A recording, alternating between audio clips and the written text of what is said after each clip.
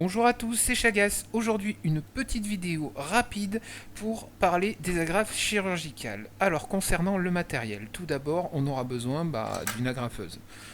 On est OK là-dessus. Comme vous voyez, une petite flèche bleue, ça permet de se positionner correctement dans l'axe de sa plaie.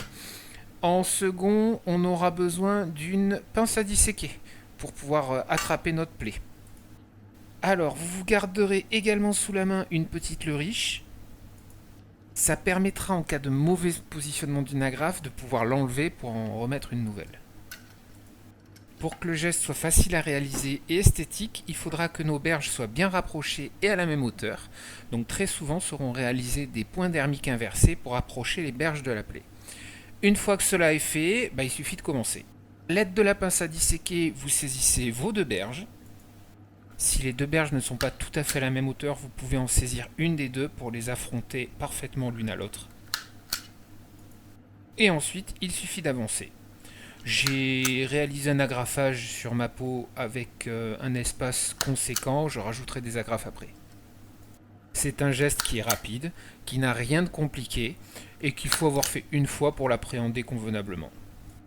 Selon les habitudes de l'unité, on peut ou vous pouvez avoir vu qu'à partir du moment où on commence l'agrafage, on commence également à évacuer ses instruments. Comme je vous disais, il peut être judicieux de conserver une petite leriche à proximité, de ne pas déstériliser votre table. Si une agrafe venait à être mal positionnée, ça permet, grâce à la leriche, de l'enlever pour en remettre une nouvelle. Encore une fois, absolument rien de compliqué. Il suffit avec sa pince de passer sous l'agrafe, d'écarter les morts. Celle-là, elle a sauté. Mais il suffit d'écarter les morts et puis retirer tranquillement l'agrafe et puis d'en remettre une nouvelle.